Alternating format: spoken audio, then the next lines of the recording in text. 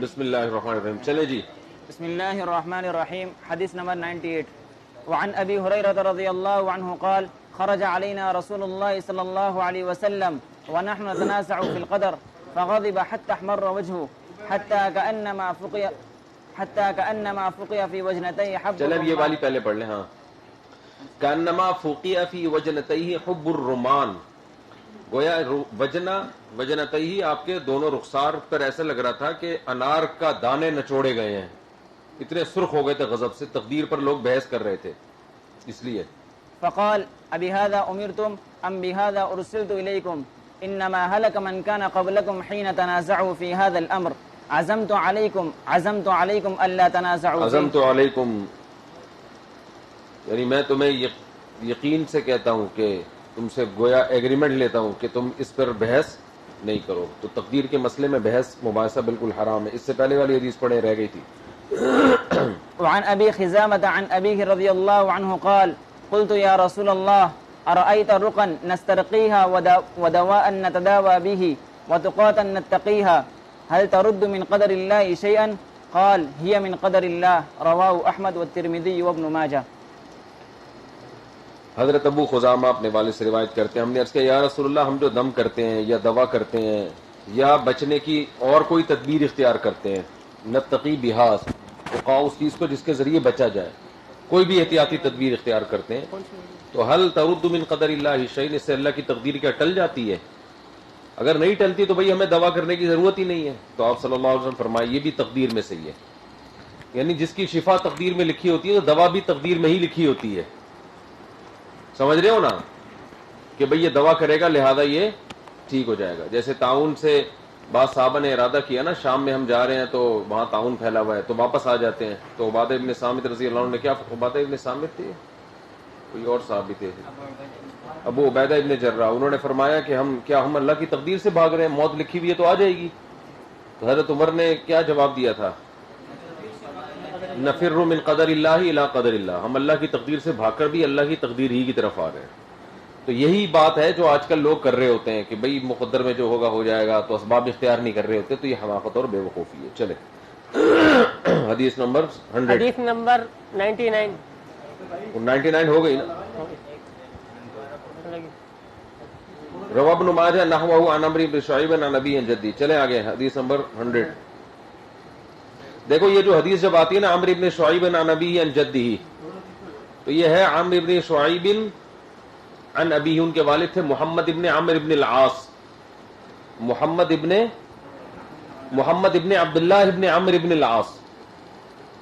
محمد ابن عبداللہ ابن عمرو ابن العاص. یہ یوں سند بنتی ہے عمرو ابن شعیب عن محمد ابن عبداللہ ابن عمرو ابن العاص. یہ سند ہے یوں بنتی ہے. اس کو نوٹ کر لو. دوسری بات یہ کہ جب یہ کہا جاتا ہے عمرو ابن شعیب عن ابیہ عن جدہ تو عن ابیہ میں ہی ضمیر تو عمر کی طرف لوٹ رہی ہے. یعنی عمرو ابن شعیب اپنے والد سے یعنی شعیب سے روایت کرتے عن جدہ. اب یہ جدہ کی ہی ضمیر اگر لوٹے گی شعیب کی طرف تو اس کا مطلب کیا ہوگا کہ شعیب کے دادا سے روایت کرتے ہیں. تو شعیب کے دادا تھے عبداللہ ابن عمر جو صحابی تھے. تو پھر یہ حدیث مرفوع حدیث ہوگی. یعنی اس میں مرفوع کا مطلب اس میں انقطاع نہیں ہوگا, یہ مرسل نہیں ہوگی. اور اگر جدہ میں ہی ضمیر کو ہم لوٹاتے ہیں عمر کی طرف, عمرو ابن شعیب اپنے والد سے اور وہ عمرو ابن شعیب کے دادا سے, تو پھر یہ ہوگی محمد ابن عبداللہ ابن عمر سے. اور محمد ابن عبداللہ ابن عمر نے نبی صلی اللہ علیہ وسلم کا زمانہ نہیں پایا. سمجھتے ہو بھائی؟ دیکھو جدہ کی ہی ضمیر میں اختلاف ہے کہ یہ کدھر لوٹ رہی ہے. اگر ہی ضمیر کا مرجع آپ عمر کو بنائیں تو اس کا مطلب عمرو ابن شعیب اپنے دادا سے روایت کرتے ہیں. یعنی عمرو ابن شعیب روایت کرتے ہیں اپنے والد شعیب سے اور شعیب روایت کرتے ہیں ان کے دادا یعنی عمر کے دادا سے یعنی اپنے ابا سے. صحیح ہے نا؟ تو یہ روایت ہو جائے گی محمد ابن عبداللہ ابن عمرو ابن عاص سے روایت ہو جائے گی. یہ بہت اہم حدیث کے طالب علم کے لیے یہ بات بہت اہم ہے کیونکہ یہ سند بہت زیادہ آتی ہے. تو پھر یہ حدیث بنے گی مرسل، کیونکہ محمد ابن عبداللہ ابن عمرو نے زمانہ نہیں پایا. تو عام طور پر جب اس طرح کی سند آتی ہے، یہ والی نہیں، اس طرح کی کہ فلاں اپنے والد اور اپنے دادا سے، تو جدی ہی کی ضمیر پہلے راوی کی طرف لوٹ رہی ہوتی ہے، یعنی جدی ہی کی ہی ضمیر لوٹ رہی ہوتی ہے پہلے راوی کی طرف.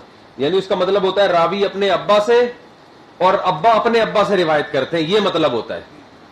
یعنی راوی اپنے ابا سے اور ان کے ابا راوی کے دادا سے، یہ مطلب عام طور پر ہوتا ہے. لیکن جہاں یہ والی سند آئے گی عمرو ابن شعیب والی، یہ بہت زیادہ حدیثوں میں آیا نا یہ عمرو ابن شعیب، تو اس میں یہ عام اصول سے ہٹ کر ہے. اس میں جدی ہی کی ہی ضمیر لوٹے گی شعیب کی طرف، راجح یہی ہے. لہذا پھر یہ حدیث مرسل نہیں رہے گی بلکہ متصل ہو جائے گی.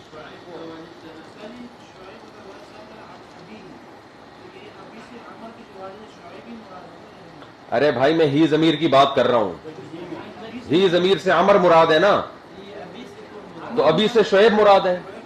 عمرو ابن شعیب اپنے والد سے روایت کرتے ہیں، اور وہ روایت کرتے ہیں، اب ان کے والد روایت کرتے ہیں ان کے دادا سے. کن کے دادا سے؟ اپنے دادا سے نہیں، عمر کے. ہاں ایک قول تو یہ عمر کے دادا سے.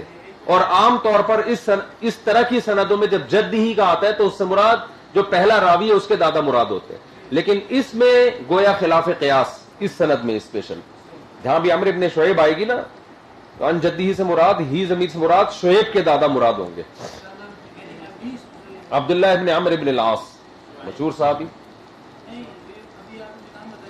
چلو یار میرا خیال ہے کافی ہے، اب نہیں سمجھ میں آ رہا تو آگے چلو. حدیث نمبر 100.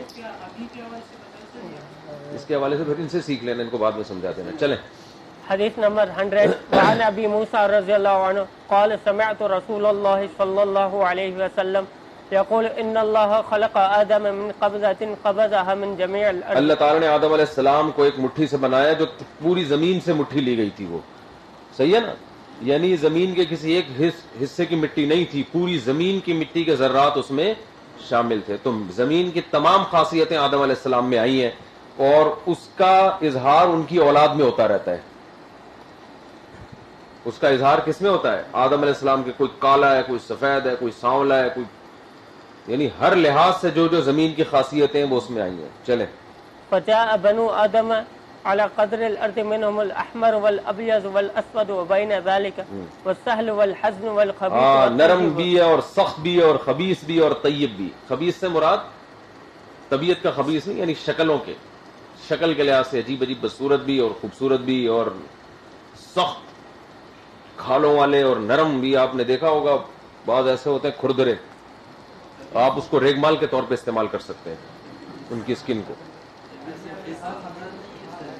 خصلت میں بھی خبیث مراد ہو سکتا ہے، خصلت سے خصلت بھی ہو سکتی ہے کہ خصلت میں خبیث. چلو. حدیث نمبر 101.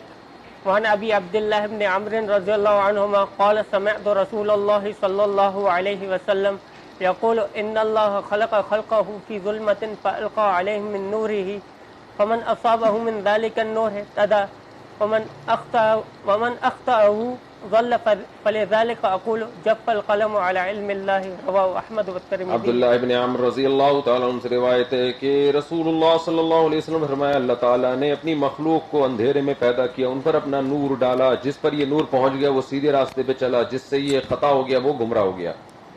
بس اسی وجہ سے میں کہتا ہوں جف القلم علی علم اللہ، اللہ کے علم کے مطابق قلم کی سیاہی خشک ہو چکی ہے. ان حدیثوں کی یہ اپنے ظاہر پر نہیں ہوتی، ان کی حقیقت اللہ ہی جانتا ہے. اب اللہ کا نور کیا ہے ہمیں کیا پتا، بس جس کو اللہ نے ہدایت دی ہدایت مل گئی، جس کو نہیں دی اس کو ہدایت نہیں ملی. اس لیے اللہ سے ہدایت مانگنی چاہیے. چلو بھائی، جو مانگتا ہے اس کو ملتی ہے، یہ بھی اللہ نے کہا ہوا ہے کہ جو مانگے گا اس کو ملے گی. اب کون مانگے گا؟ جس کو اللہ چاہے گا کہ مانگے. ہمیں کیا پتا اللہ چاہ رہا ہے کہ نہیں چاہ رہا، تو مانگ کے دیکھ لو، مانگو گے پتہ چل جائے گا اللہ چاہ رہا ہے. تو ہم مجبور بھی ہیں لیکن خود مختار بھی ہیں. من وجہ مجبور ہے، من وجہ خود مختار ہے. اسی وجہ سے جبر اور اختیار کے درمیان بین بین معاملہ ہے جو اہل سنت والجماعت کا مذہب ہے. چلو بھائی. بسم اللہ الرحمن الرحیم. حدیث نمبر 102. وعن انس رضی اللہ عنہ قال كان رسول اللہ صلی اللہ علیہ وسلم زور سے اونچی آواز سے پڑھ لو بھائی. يكثر أن يقول يا مقلب القلوب ثبت قلبي على دينك.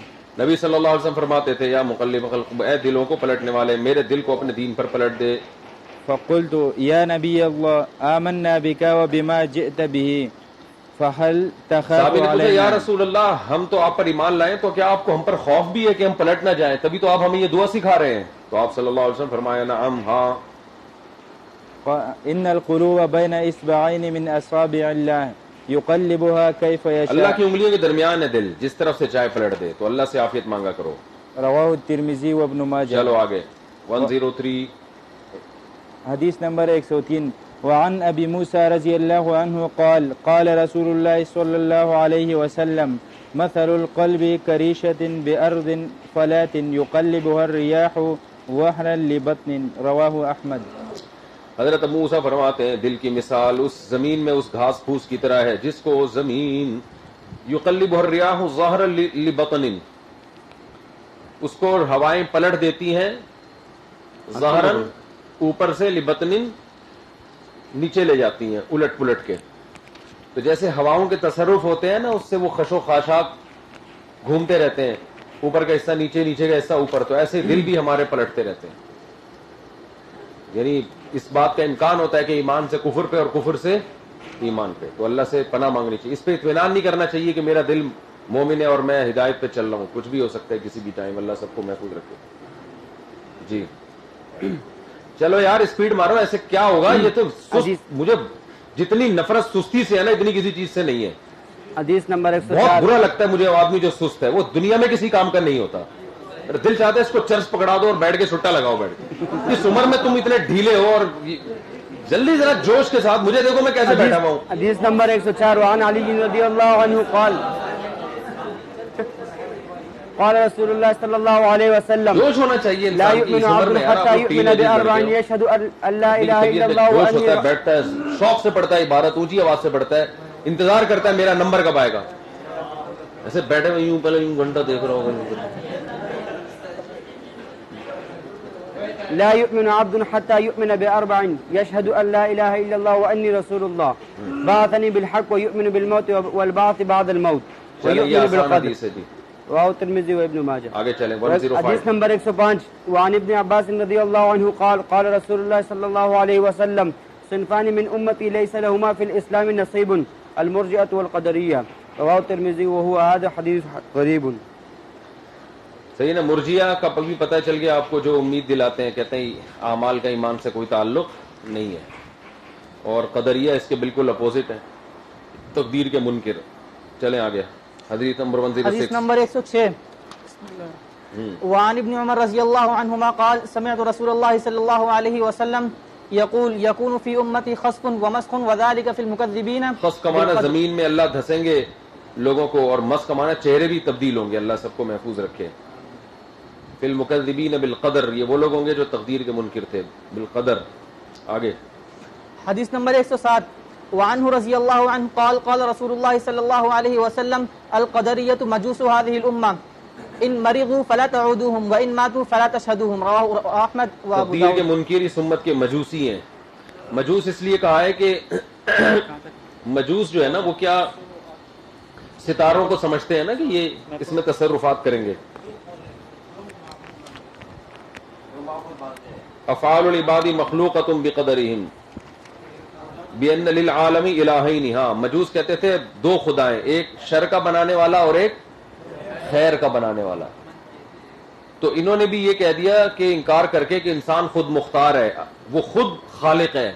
حالانکہ ہم کہتے ہیں خیر اور شر کا خالق کون ہے؟ اللہ ہے. اس لحاظ سے تو جب یہ بیمار ہو جائیں تو ان کی عیادت مت کرو، مر جائیں تو جنازے میں شرکت مت کرو. چلو حدیث نمبر 108. وعن عمر رضی اللہ عنہ قال قال رسول اللہ صلی اللہ علیہ وسلم لا تجالسوا اہل القدر ولا تفاتحوهم. لا تجالسوا، ان کے ساتھ بیٹھو. فاتحہ یفاتحو، مفاتحتن کا مطلب مناظرہ کرنا بھی آ سکتا ہے کہ ان سے بحث نہ کرو تاکہ فتح حاصل ہو جائے. اور ابتدا، فتح ابتدا کو بھی کہتے ہیں، یعنی ابتدا بالسلام بھی نہ کرو ان کو. چلے حدیث نمبر 109.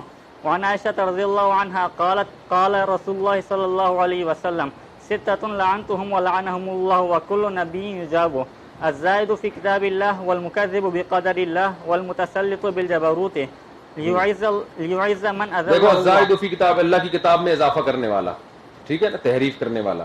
والمکذب بقدر اللہ آسان ہے. والمتسلط بالجبروت یہ جبر کا مبالغہ ہے، ظلم کر کے مسلط ہونے والا حاکم جو اہل نہ ہو لیکن لوگوں پہ رعایا پہ ظلم کر کے حکومت کا یعنی حکومت کی باغ ڈور اپنے ہاتھ میں لے لے. دوستم کو پیار سے ہمارے حضرت دو ستم کہا کرتے تھے. چلیں ليعز من أذله الله ويذل من عزه الله. لیکن اگر کوئی مسلط ہو جائے تو اطاعت بہرحال اس کی واجب ہے، وہ دوسری حدیث سے پتہ چلتا ہے. والمستحل لحرم الله. اللہ کے حرم کو حلال یعنی اس میں اس کی حدود حرم کی حدود کا خیال نہ کرے.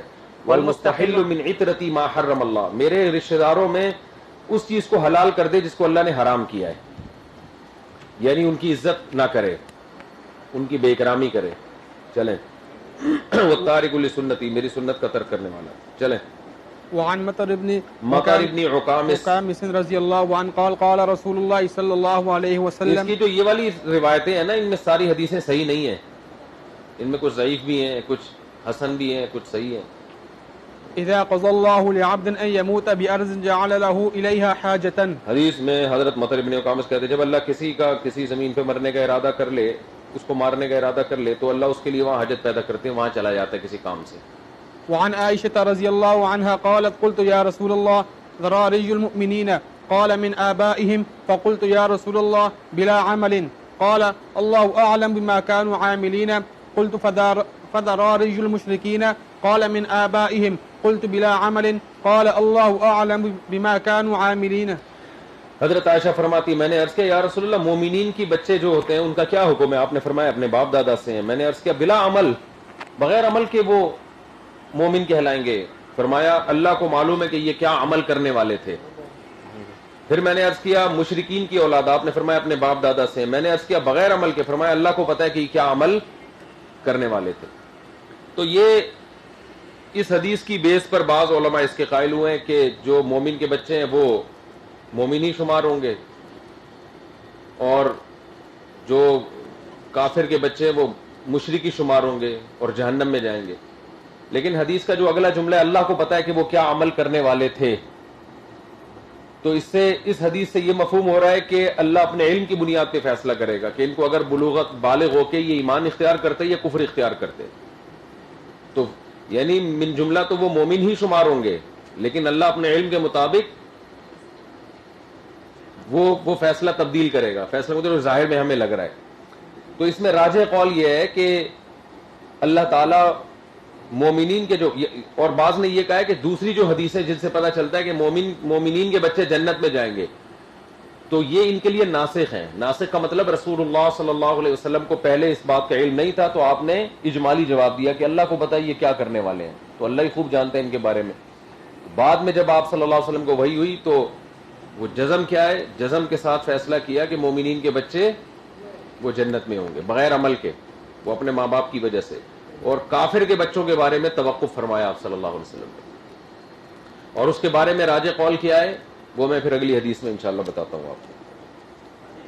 حدیث نمبر 114 وعن ابن مسعود رضی اللہ عنہ قال قال رسول اللہ صلی اللہ علیہ وسلم الوائدۃ والموعودۃ فی النار. الوائدۃ والموعودۃ فی النار رواہ ابو داؤد والترمذی. وائدہ جو زندہ دفن کرنے والی اور موعودہ زندہ جس کو دفن کیا جائے.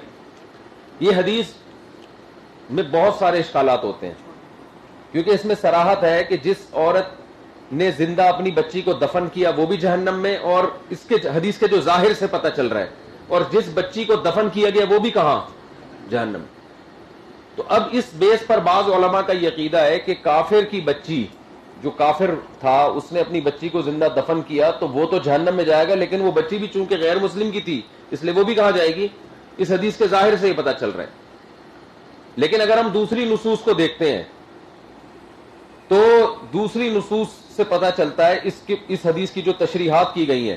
اس حدیث کا شان نزول کیا ہے؟ ابو مسند احمد میں حدیث ہے کہ رسول اللہ صلی اللہ علیہ وسلم کے پاس ایک صحابی آئے، عرض کیا کہ یا رسول اللہ میری والدہ غریبوں کو کھانا کھلاتی تھی اور مہمانوں کا اکرام کرتی تھی اور یہ نیکیاں کیا کرتی تھی، اور اس نے اپنی بیٹی کو دفن کیا ہے،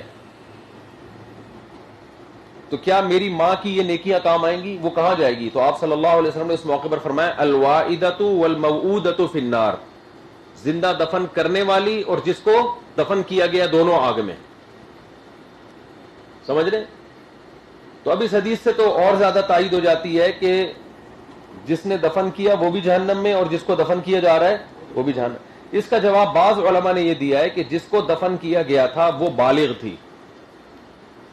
وہ یعنی میں پہلے وہ جواب دوں گا جو راجح جواب نہیں ہے، پھر وہ جواب دوں گا جو سب سے زیادہ راجح ہے اور دلیل کے لحاظ سے سب سے قوی جواب ہے. وہ علامہ ابن قیم رحمہ اللہ تعالی کا جواب ہے، وہ بڑا خاندانی جواب ہے. باقی علماء نے جو اس حدیث کے، کیونکہ یہ حدیث بہرحال قرآن کی دیگر آیتوں کے خلاف ہے. قرآن میں جگہ جگہ لا یظلم ربک احدا، تیرا رب کسی پر ظلم نہیں کرتا. وما كنا معذبین حتی نبعث رسولا، ہم کسی پہ عذاب نہیں دیتے جب تک پیغمبر کو نہ بھیج دیں. تو یہ جو اللہ بار بار حجتیں تام کر رہا ہے اپنے بندوں پر، تو اگر نابالغ کافر کی نابالغ بچی کو جہنم میں اللہ تعالیٰ بھیجیں گے تو حجت تو اس پہ تام نہیں ہو رہی نا. کیسے حجت اس کے اوپر تام ہو رہی ہے جبکہ وہ مکلف ہی نہیں ہے، وہ تو معصوم ہے. تو قرآن کی بہت ساری نصوص کے یہ حدیث کیا جا رہی ہے؟ خلاف جا رہی ہے، اگینسٹ جا رہی ہے. تو اس لیے جمہور علماء نے اس حدیث میں تعویلات کی ہیں. اور یہ خوب سمجھ لیں کہ قرآن، یہ جو ہم جب تعویل کرتے ہیں نا حدیث میں قرآن کے خلاف ہوتی ہے، تو اہل حدیث لوگ ہمیں کیا کہتے ہیں؟ یہ ابو حنیفہ کے اندھے مقلد ہیں اور حدیث کو بخاری مسلم کی حدیث کو چھوڑ رہے ہیں. تو ہم کہتے ہیں جو کام آپ خود کر رہے ہو دوسری حدیثوں میں وہی ہم بھی کر رہے ہیں. وجہ کیا ہے کہ ہم قرآن متواتر ہے، اس کے ایک ایک حرف اور ایک ایک لفظ تحریف سے پاک ہے، اس میں ایک صلہ بھی نہیں چھوٹا. صلہ کا مطلب حرف جار بھی کہیں آ رہا ہوگا نا، وہ نہیں چھوٹا. لام حرف جار آ رہا ہوگا وہ نہیں چھوٹا. جبکہ حدیث خبر واحد ہے، اس میں صحابی سے بیان کرنے میں مسٹیک ہو سکتی ہے، اس کا امکان موجود ہے. صحابی نے صحیح بیان کیا، آگے راوی نے بیان کرنے میں مسٹیک کر دی ہو. تو اس لیے جہاں قرآن نے ایک تواتر کے ساتھ ایک عقیدے کو بیان کیا ہو اور تواتر کے ساتھ ایک، یا عقیدہ نہ بھی ہو، فروعی مسئلے کو بیان کیا ہو، وہ تواتر ہے نا قرآن. تو وہ قطعی ہے. اس کے مقابلے میں چاہے بخاری اور مسلم کی بھی حدیث آئے گی لیکن ہے بہرحال خبر واحد. اب اس حدیث کی سند پہ کوئی اشکال نہیں ہے. یہ جو الوائدۃ والموعودۃ فی النار بالکل صحیح سند ہے اس کی. جتنے بڑے بڑے محدثین ہیں انہوں نے سب نے اس کو صحیح قرار دیا ہے. سند پہ کسی نے تکلف کر کے ضعیف کرنے کی کوشش کی تو ایک الگ بات ہے. تو پہلا جواب اس کا یہ دیا گیا ہے کہ وہ بچی کیا تھی؟ بالغ تھی. لیکن اس پر ایک اشکال ہوتا ہے کہ ایک روایت میں اس کا صاف تذکرہ موجود ہے کہ لم یبلغ الحنسا، جس بچی کو دفن کیا گیا تھا وہ بالغ نہیں تھی. اس کا جواب ان علماء نے یہ دیا ہے کہ جب صحابی نے کہا کہ جس بچی کو دفن کیا گیا تھا زندہ وہ بالغ نہیں تھی، تو جب نبی نے یہ فرمایا کہ الوائدۃ والموعودۃ فی النار، جس دفن کرنے والی اور جس کو دفن کیا گیا دونوں آگ میں ہیں، تو اس میں نبی نے گویا ان کے نظریے پہ رد کر دیا کہ تم یہ سمجھ رہے ہو کہ بالغ نہیں تھی لیکن وہ کیا تھی؟ بالغ تھی، اس لیے کہ وہ آگ میں ہے. تو گویا اشارتاً آپ نے ان کے نظریے کی کیا کر دی؟ نفی کر دی. یعنی یہ تو ایک اصولی بات ہے نا، نابالغ کو اللہ آگ میں کیوں ڈالیں گے؟ تو نبی صلی اللہ علیہ وسلم نے واضح لفظوں میں بتا دیا کہ آگ میں ہے، اس کا مطلب تم جو سمجھ رہے ہو کہ نابالغ تھی تو حقیقت میں وہ نابالغ نہیں تھی. یہ ایک جواب دیا گیا ہے لیکن ظاہر ہے یہ ظاہر کے خلاف ہے. دوسری اس لیے بھی خلاف ہے کہ بالغ بچیوں کو دفن کرنے کا معمول نہیں تھا. دفن بچی پیدا ہوتے ہی مٹی میں ڈال دی جاتی تھی. عرب میں یہ دستور تھا جو ان کی ہسٹری بتاتی ہے، جو تاریخ بتاتی ہے. سمجھتے ہو؟ تو یہ جواب طاقتور جواب نہیں ہے. دوسرا جواب یہ دیا گیا ہے اس حدیث کا جو بڑا پاورفل جواب ہے، لیکن اس سے بھی زیادہ پاورفل جواب ابن قیم نے دیا ہے. علامہ ابن قیم رحمۃ اللہ علیہ جب حدیثوں کی تشریح بیان کرتے ہیں بڑی خاندانی ہوتی ہے. ان کو ضرور پڑھا کرو. وہ الگ بات ہے ان کے کچھ تفردات ہیں جو اجماع امت کے خلاف ہیں، اس کو کوئی بھی نہیں مانتا. تو لیکن بہرحال بڑا اللہ نے ان کو بہت ذہانت، فقاہت، ابن تیمیہ رحمہ اللہ کو بھی ابن قیم کو بھی بہت فقاہت دی تھی ان کو اللہ نے. تو دوسرا جواب یہ دیا گیا ہے جو جس کا لغت بھی متحمل ہے اور قرین قیاس بھی ہے کہ یہاں واعدہ سے مراد ماں نہیں ہے بلکہ وہ دائی ہے، جس دائیاں بچی کو دفن کرتی تھی، قابلہ جسے کہتے ہیں عربی میں. ہوتا یہ تھا کہ پہلے زمانے میں جب بچیوں کے زندہ دفن کرنے کا معمول تھا تو وہ جو دائی تھی نا، وہ ماں جب جاتی تھی پہلے سے گڑھا کھود لیا جاتا تھا قبر کے قریب، اور ماں وہاں پر بچے کو جنتی تھی اور دائی سے کہتی تھی کہ اگر لڑکا ہو تو بتا دینا، لڑکی ہو تو میری شکل اس کو مجھے دکھائے بغیر اس گڑھے میں ڈال کے دفن کر دینا. سمجھ رہے ہیں نا؟ کیونکہ ماں کی ایک ممتا بھی تو ہوتی ہے نا کہ بچی کو دیکھنے کے بعد وہ کیسے گوارا کرے گی کہ زمین میں ڈالا جائے اس کو. تو بھائی مجھے شکل ہی نہیں دکھانا، کیونکہ آر قرآن کہہ رہا ہے اتنی آر محسوس کرتے تھے کہ ظل وجہہ مسودا وہو کظیم، باپ کا چہرہ سارا دن اس کے چہرے پہ سیاہی رہتی تھی اور وہ کڑوے گھونٹ صبر کے پی رہا ہوتا. اتنی ذلت ہوتی تھی اس کو، لوگوں میں منہ دکھانے کے قابل نہیں ہوتا تھا، یعنی لوگ اتنے تانے دیتے تھے اس کو. تو ظل وجہہ مسودن، سارا دن رہتا تھا مسودن، اس کا چہرہ ذلت سے سیاہ. تو عورت کو یہ ڈر ہوتا تھا میرا شوہر تو مجھے ذلیل کرے گا، رسوا کرے گا کہ تو نے یہ کیا جنا ہے. تو وہ قبر کے قریب لے جاتی تھی اور دائی سے کہتی تھی کہ جیسے ہی بیٹی پیدا ہو، اگر لڑکی ہے تو فوراً مٹی ڈال دینا، ہم دیکھنا ہی نہیں چاہتے اس کو، اور اگر لڑکا ہو تو بتا دینا، خوشخبری دے دینا. تو جو دفن کیا کرتی تھی وہ ماں نہیں کرتی تھی، یا تو باپ کرتا تھا یا وہ دائی. تو یہ ٹینشن سے بچنے کے لیے نا کہ باپ آئے گا پھر دیکھے گا پھر وہ لے کے جائے گا، تو بھائی جب ایک چیز کو مارنا ہے تو ابھی فوراً کر دو. میں نے وہ قبرستان دیکھا جہاں بچیاں زندہ دفن ہوتی ہیں، مکہ میں موجود ہے، اور ایک عجیب معجزہ وہاں پہ ہوا ہے کہ وہاں کوئی بھی تعمیری کام کرنے کی کوشش کرتے ہیں، وہاں لوگوں نے بتایا ہوتا نہیں ہے. کوئی سڑک بنانے کی گورنمنٹ کوشش کرتی ہے، وہ نہیں کھدائی ہوتی وہاں پہ. تو شاید اللہ نے ایک نشانی باقی رکھنی ہے کہ دیکھو نبی صلی اللہ علیہ وسلم جس معاشرے میں اس میں عورت کے ساتھ سلوک کیا تھا. اور آج یہ بدبخت لوگ، لبرل لوگ عورت کے حقوق کے ٹھیکیدار بنے ہوئے ہیں. یہ کہتے ہیں مولوی لوگ اور یہ اسلام عورت کے حقوق کی پامالی. ابھی طالبان کو جو بدنام کیا جا رہا ہے نا، اس میں سب سے زیادہ عورت کیا جا رہا ہے. عورت کے حقوق، عورت کے حقوق، عورت کے حقوق کی باتیں کر رہے ہیں یہ لوگ. تو وہ کیا کرتے تھے کہ بھائی دائی اس کو دفن کیا کرتی تھی زندہ. تو حدیث کا مطلب یہ ہے کہ الواعدۃ، جس دائی نے اس بچی کو دفن کیا، والموعودۃ میں صلہ محذوف ہے، والموعودۃ لہا، جس کے لیے دفن کیا جا رہا ہے، جس کے آرڈر پہ دفن کیا جا رہا ہے، وہ دونوں جہنم کی آگ میں. تو یہاں صلہ محذوف ہے، اور صلے کا حذف ہونا عربی میں یہ تو رائج ہے نا، صلہ بہت جگہوں پر حذف ہو جاتا ہے. تو موعودہ سے مراد عین موعودہ نہیں بلکہ موعودہ لہا ہے، جس کے لیے دفن کیا جا رہا ہے. جو دفن جس نے کیا وہ بھی آگ میں، اور جس کے لیے دفن کیا گیا اگرچہ وہ ماں ہے لیکن چونکہ اس عمل پہ راضی ہے تو وہ بھی آگ میں جائے گی. یہ بھی تعویل کی گئی ہے. اور تیسری تعویل جو علامہ ابن قیم رحمہ اللہ نے کی ہے وہ سب سے خاندانی ہے.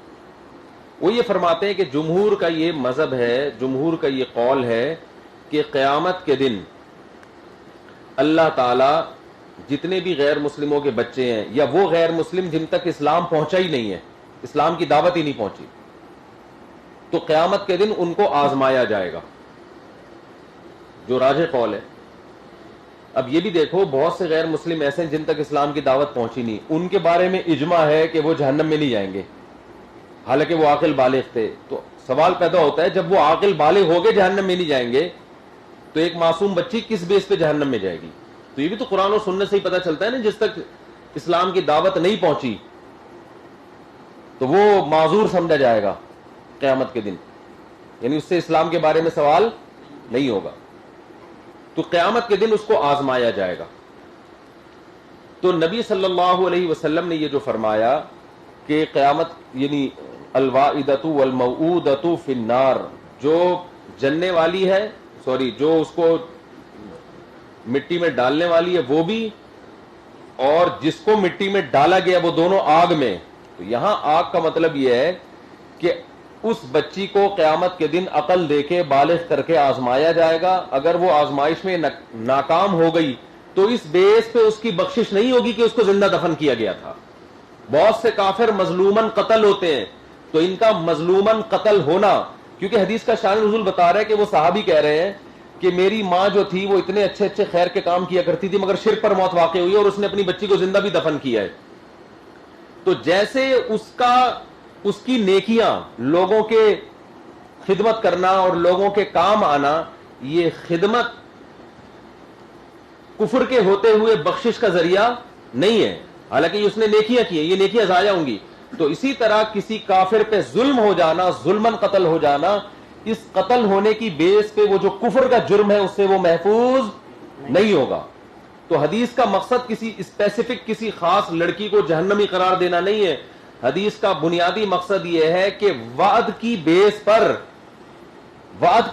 پر جنتی ہونے کا فیصلہ نہیں کیا جا سکتا، بلکہ اس کا فیصلہ یہی ہوگا اللہ اعلم بما كانوا عاملین. اللہ کو پتہ ہے کہ انہوں نے کیا عمل کرنا تھا، اور وہ کیا عمل کا پتہ کیسے چلے گا؟ قیامت کے دن ان کو آزمائش میں ڈالا جائے گا. اس سے اللہ دنیا کے سامنے بھی ظاہر کر دے گا کہ دیکھو ان کو مکلف بنایا گیا اور انہوں نے اپنے اختیار سے کفر کو اختیار کیا. سمجھ رہے ہو بات؟ اور اس کی بڑی دلیل یہ ہے کہ ابن قیم رحمہ اللہ فرماتے ہیں قرآن کہہ رہا ہے وَإِذَا الْمَوْءُودَةُ سُئِلَتْ بِأَيِّ ذَنبٍ قُتِلَتْ، کہ قیامت کے دن زندہ دفن کی ہوئی بچی سے پوچھا جائے گا بتا تجھے کس جرم میں قتل کیا گیا. تو اللہ تعالیٰ قاتل سے اس لیے سوال پوچھ رہے ہیں کہ اس کا جب کوئی جرم نہیں تھا تو نے اس کو قتل کیوں کیا؟ تو وہ خدا جو خصم بن رہا ہے اس بچی کا، تو وہ خود اس کو بغیر جرم کے کیسے سزا دے گا؟ یعنی جو قاتل کو سزا اس بیس پہ دے رہا ہے کہ بغیر جرم کے تو اس کو کیوں سزا دے رہا ہے، جو اس بچی کا خصم بنا ہوا ہے خدا جو ہے اس کا گویا اس کی طرف سے وکالت کر رہا ہے کہ قاتل کو میں سزا دوں گا، اور قاتل کو سزا اس بیس پر کہ بغیر جرم کے اس کو قتل کیوں کیا. تو وہ خدا خود اس بچی کو بغیر جرم کے سزا کس بیس کیوں دے گا؟ وہ تو دفاع کر رہا ہے اس کا، وہ تو اس کی طرف سے قصاص لے رہا ہے، ٹھیک ہے نا؟ تو وہ خود کیسے کرے گا؟ یہ سمجھ رہے ہیں بات؟ تو یہ بہت بڑی دلیل ہے قرآن مجید کی آیت وَإِذَا الْمَوْءُودَةُ سُئِلَتْ بِأَيِّ ذَنبٍ قُتِلَتْ. اللہ تعالیٰ عدالت کے کٹہرے میں اس بچی کو لائے گا اور اس سے سوال کرے گا. قرآن کی آیت ہے کہ بتا تجھے کس جرم میں قتل کیا گیا تھا. تو اس کے قاتل سے پوچھے گا اس بچی کا جرم کیا تھا جو تو نے اس کو قتل کیا ہے. تو جو خدا اس بچی کا وکیل بن کے قاتل سے انتقام لے رہا ہے، اور انتقام کی بیس یہ کہ بغیر جرم کے قتل، تو وہ خود بغیر جرم کے اس بچی کو سزا کیوں دے گا؟ تو یہ اس کا مطلب حدیث کا یہ ہے کہ وعد ایک ایسا سبب نہیں ہے کہ جس کی بیس پہ کفر کا جرم معاف ہو جائے. سمجھ رہے؟ وعد ایسا جرم نہیں ہے، ایسا ظلم نہیں ہے کہ اس ظلم کی بیس پر کفر کا جرم معاف ہو جائے، بلکہ کفر کا جرم اپنی جگہ برقرار رہے گا. ہاں اس کے اعمال ضائع ہوں گے. بہت سے کافروں پہ دنیا میں ظلم ہوتا ہے، تو وہ اس بیس پہ قیامت میں ان کی بخشش نہیں ہوگی کہ تم نے تو بڑی قسم پرسی میں زندگی گزاری، بھئی ایمان کیوں نہیں لے کر آئے. ہاں یہ الگ بات ہے کہ ظالم کافر کو عذاب زیادہ ہوگا اور مظلوم کو اس کی نسبت عذاب کم ہوگا. ظالم کو کفر کا بھی سزا ملے گی اور اس کے ظلم، جیسے جس نے دفن کیا کافر نے اس کو تو اس کی بھی سزا ملے گی کہ کفر کیوں کیا اور دفن کیا. اب قرآن جن کے بارے میں کہہ رہا ہے وَإِذَا الْمَوْءُودَةُ سُئِلَتْ، اللہ زندہ دفن کی ہوئی بچی سے پوچھے گا کہ تجھے کس جرم میں قتل کیا. یہ تو کافر کی بچی تھی نا. کافر کی بچی کا مطلب اس کا ابا کافر تھا. مسلمان تو یہ کام تھوڑی کرتے تھے، اسلام نے تو اس چیز کو ختم کر دیا. تو یہ تو اس کافر سے اس کا الگ سے انتقام لیا جا رہا ہے کفر کے علاوہ کہ تو نے اپنی بیٹی کو زندہ دفن کیوں کیا. تو پتا چلا کہ ظالم کافر کو سزا زیادہ ملے گی اور مظلوم کو سزا کم ملے گی. مظلوم کے پاس ظلم کی سزا نہیں ہے بلکہ اس کو صرف کفر کی سزا ملے گی. اس چلو تو یہ دونوں تعویلات قوی ہیں. ایک موعودہ سے مراد موعودہ لہا ہے، موعودہ لہا وہ موعود جس کے لیے دفن کیا گیا. اور یہ بھی بہت قوی ہے کیونکہ دائیاں یہ کام کرتی تھی، ماں یہ کام کرتی نہیں تھی. تو واحدہ سے وہی مراد ہوگی نا جو یہ کام کر رہی ہے. تو یہ کام تو عرب میں دائی کرتی تھی قابلہ، جس کو ماں خود سے یہ کام نہیں کرتی تھی بلکہ دائی سے کہتی تھی اس کو. آج بھی ایسا ہوتا ہے، مائیں ایسی بعض جاہل لوگ ہوتے ہیں نا، ان میں مائیں کہہ رہی ہوتی میرے بچی ہو تو دائی کو کہہ رہی تھی مجھے آگے خبر نہیں دینا کہ بچی پیدا ہوئی ہے، بلکہ وہ کسی کے حوالے کر دینا. ایسے جہالت ہمارے معاشرے میں آ رہی ہے، مجھے دکھائے بغیر کسی کو دے دینا. تو اب تو لوگ لے لیتے ہیں، ٹرسٹ لے لیتے ہیں. پہلے زمانے میں لیتا کون تھا؟ بچیاں کوئی نہیں، پھر کہتے اس کو دفن کرو.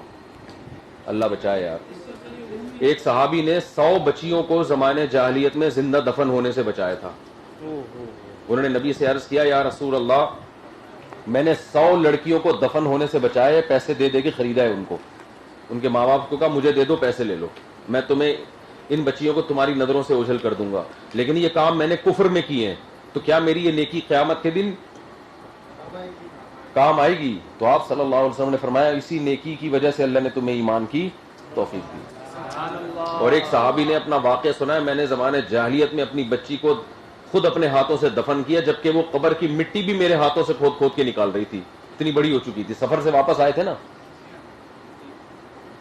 چیخ رہی تھی اور اس کی چیخوں کی میں نے پرواہ نہیں کی۔ تو کیا اسلام کے بعد میرا یہ جرم معاف ہو جائے گا؟ اور حدیث میں آتا ہے نبی صلی اللہ علیہ وسلم کی آنکھوں سے آنسو جاری تھے، تو آپ نے فرمایا الاسلام یہدم ما کان قبلہ، ہدم کا مطلب گناہوں کی دیواریں گرا دیتا ہے، یعنی اتنے بڑے بڑے جرائم ہیں تمہارے، یہ مٹا نہیں دیتا، مٹتی تو چھوٹی چیزیں ہیں نا، یہ گویا بڑی بڑی دیواریں ہیں، لیکن اسلام نے ان دیواروں کو گرا دیا۔